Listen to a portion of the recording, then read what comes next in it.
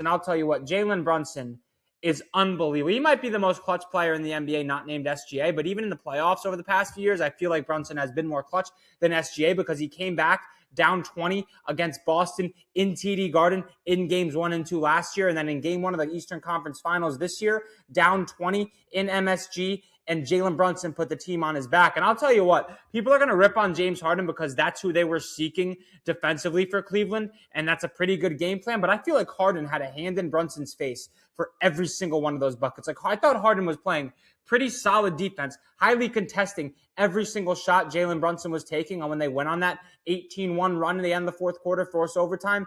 And Brunson was just banging everything. And then Mikal Bridges and Landry Shamet were clutch when they needed to be, and the Cavs simply weren't, especially in overtime. And once the Knicks got that lead down to 10 points, you just kind of felt all of the momentum shifting, especially in MSG. That's when home court matters, because if that game was in Cleveland and you get it down to 10, you don't get that type of lift from the crowd that the Knicks got because it was a home game. And honestly, on the flip side of that coin, the Knicks did the same thing, down 20 in the fourth quarter in Boston in games 1 and game 2 last year. So maybe that doesn't even matter, but I just felt like you could feel MSG getting into it. Even when they got it down to 15, like the Knicks scored a buck. I think they scored a 3. They come back, they force a turnover, and you could just feel MSG starting to come to life. And you're like, okay, hold on, let's wait a minute. And then Jalen Brunson hit the ridiculous floater off the top of the backboard when Harden was honestly in good position defensively. And it's just like, holy cow, this is going to happen. And it just felt like it was never in doubt once the Knicks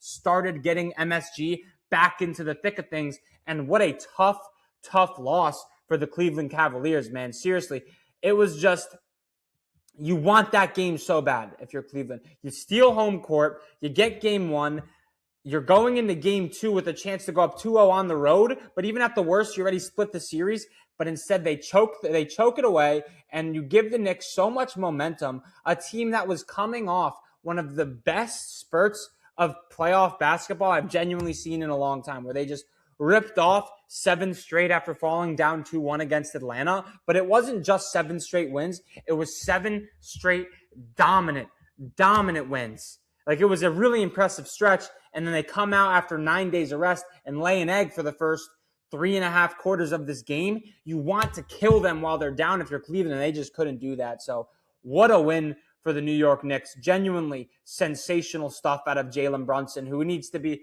like, he's we throw around top 3 point guards. Like, I think Cade Cunningham is better than Jalen Brunson, but I can't say that too confidently, man. I can't say that too confidently. I mean, he is on a whole, he's unbelievable. It's unbelievable what he does in the fourth quarter, what he does in the clutch. Also, Kenny Atkinson is my guy. As a Brooklyn Nets fan, I will defend Kenny Atkinson till the day I die. He should have never gotten fired for Steve Nash once the Nets signed Kyrie Irving and Kevin Durant, and all that fiasco went down after they made the playoffs with D'Angelo Russell, Rondae Hollis Jefferson, Spencer Dinwiddie, Karis LeVert, Jared Allen. With that roster, Jared Dudley, Allen Crabbe, like when they made the playoffs with D'Lo was an all-star back in 2018, that was Kenny Atkinson and D'Angelo Russell more than it was anybody else. And Kenny Atkinson will always have a soft spot in my heart because of how electric that team was that season. But it comes down to, like, how are you not calling a fucking timeout, bro? How are you not calling? You're up 18. They cut the lead to 5, and then you call your timeout. You need to call that timeout after they go on a 6-0 run and lock those boys in. And it's just, what a collapse. What a collapse. For the rest of this series, I said Knicks in 6. They don't get that one, Cleveland. Knicks have all their momentum back. If they're playing at as high as a level if they've been playing out before they lost all the momentum with the 9 games off, I don't know if Cleveland wins a game in this series. It's that kind of thing from game 1. It's that kind of thing. Like, they don't have the wing defenders to guard OG Anunoby and Mikal Bridges. And Mikal Bridges was huge down the stretch for the Knicks in this game. Hit a step back 3, hit a corner 3. I don't know. I just have a tough time seeing the Cavaliers get a game. I really do. And that's where we're at. This was a brutal loss for Cleveland. I'm such a Donovan Mitchell guy too, and he was having a pretty solid game, and then he just didn't, and he was getting locked up. I am a Donovan Mitchell guy. I root for Cleveland. I got friends that are Cavs fans. I root for them. I don't like the Knicks. I'm a Brooklyn Nets fan. I want the Knicks to be bad so that the Nets can get the most out of those Mikal Bridges picks. But fuck, man. As a Jets fan, part of me is rooting for the Knicks just because I have fellow Jets fans that are Knicks fans, and I'm happy that they get to be happy. But at the same time, it's like, fuck the Knicks. Like when the Nets were good, the Nets owned them, and Knicks fans would cry and cry and cry because KD picked Brooklyn over MSG, because Kyrie picked Brooklyn over MSG, and they were just crying. They should have chosen the Knicks. They should have chosen the Knicks, whatever. And they were very annoying. But the further we get removed from that, it's like, okay, I can not root for them. I don't like them. But they did a really good service to me by blowing the brakes and embarrassing Boston last year. Like, my hatred for Boston is higher than, honestly, almost my fandom for some of these New York sports teams. And I'm not even a New York Knicks fan. So I have to give the Knicks some respect and some love for the way they embarrassed the Boston Celtics, who brought back everybody from their championship team a few years ago. But they finally played in a healthy Eastern Conference, and they didn't even make it to the Eastern Conference Finals. I owe the Knicks some respect in that aspect, but I am a Spida guy. I am a Donovan Mitchell guy. I am a Jared Allen guy, even though he's been a little bit underwhelming in the postseason. But it was just so entertaining to watch Jalen Brunson go to work tonight. And boy, did he go to work. So, yeah, well, unbelievable stuff.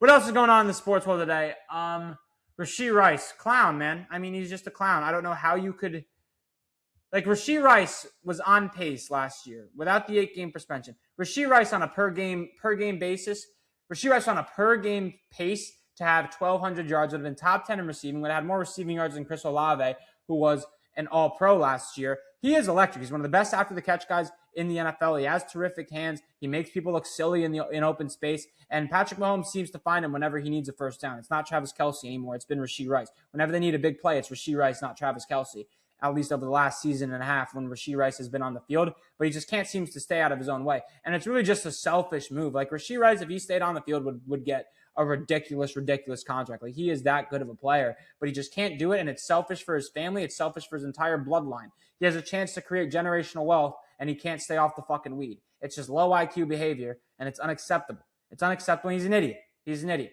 Now, I don't think he should be punishing people for smoking weed, but I don't think people that have that take understand that he was on probation for a hit and run, which is crazy. Like, the video is, I don't know the full details of the case, but the video is pretty damning. Like, he hit a guy and then he ran away from the scene. And he's on probation for it. If you're on probation, you can at least put the fucking weed down. Insert the Stephen A. Smith, stay off the weed. Like, it's frustrating, man. I'm a Rashee Rice fantasy defender. I really am. But it's really frustrating. But that'll do it for this portion of the episode, man. I'm going to pass it to myself.